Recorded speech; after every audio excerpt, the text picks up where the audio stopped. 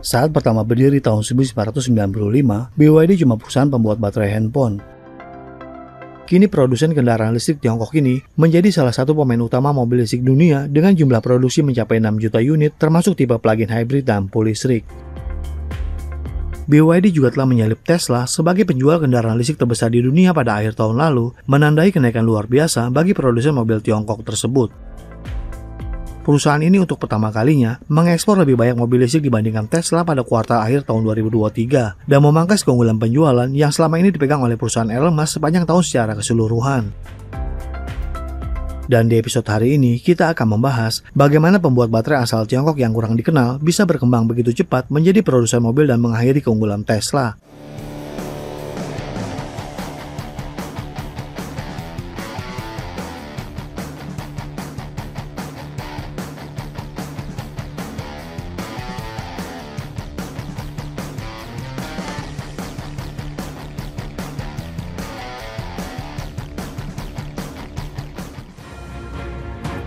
Wang Chuanfu, pendiri BYD, pertama kali pindah ke kota Shenzhen pada awal 90-an. Beliau bekerja untuk sebuah lembaga penelitian pemerintah yang berbasis di Beijing. Dan selanjutnya, Wang mengajukan berhenti dan mulai membuka usahanya sendiri. Awal perjalanan kewirausahaannya bertepatan dengan terbukanya perekonomian Tiongkok kepada dunia. Deng Xiaoping mendirikan zona ekonomi khusus pertama di Shenzhen yang mendorong ratusan perusahaan manufaktur berbondong-bondong datang ke kota tersebut. Jadi, BYD pertama kali didirikan bukan sebagai perusahaan otomotif, melainkan sebagai produsen baterai litium untuk kebutuhan barang elektronik seperti telepon seluler.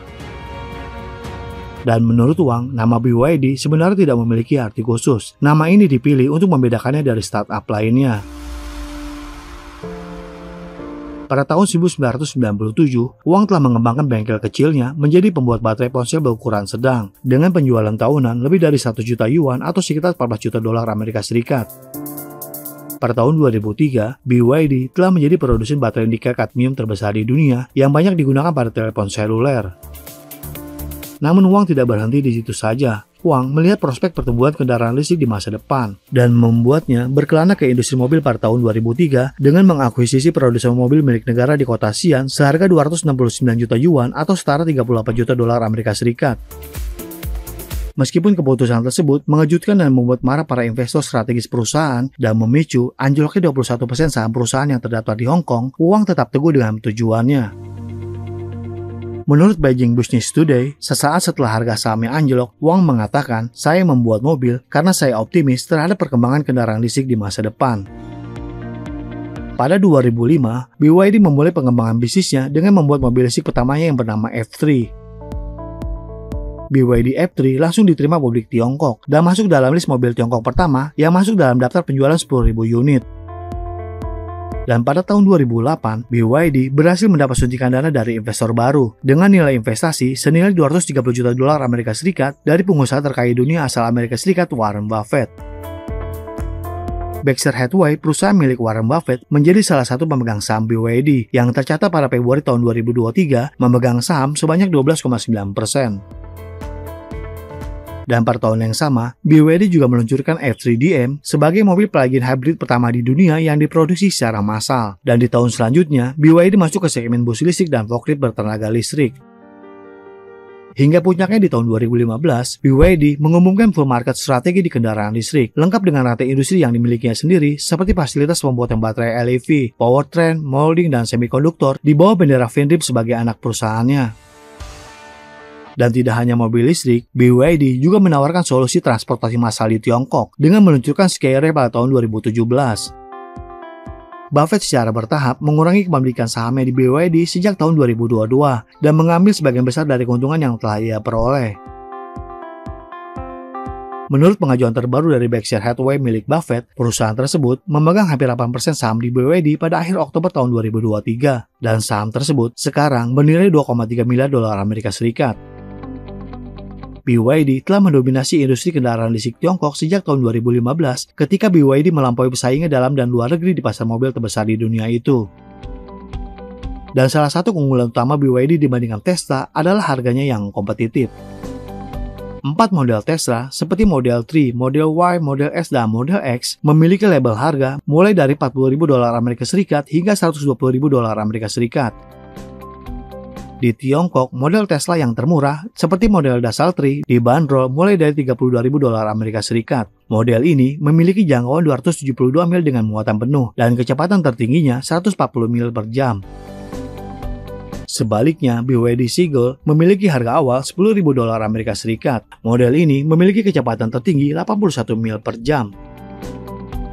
Model Seagull juga tersedia dengan dua paket baterai. Baterai yang lebih kecil memiliki jangkauan 190 mil, sedangkan baterai yang lebih besar memiliki jangkauan 251 mil. Baik kendaraan Tesla maupun BYD, keduanya telah menerima peringkat keamanan dari organisasi internasional. Dan sejak tahun 2020, BYD juga telah membuat baterai lithium iron phosphate atau LiPh dengan nama model Blade Batteries. Model baterai ini diproduksi untuk digunakan pada mobilnya sendiri dan juga untuk dijual ke produsen mobil lainnya seperti Toyota.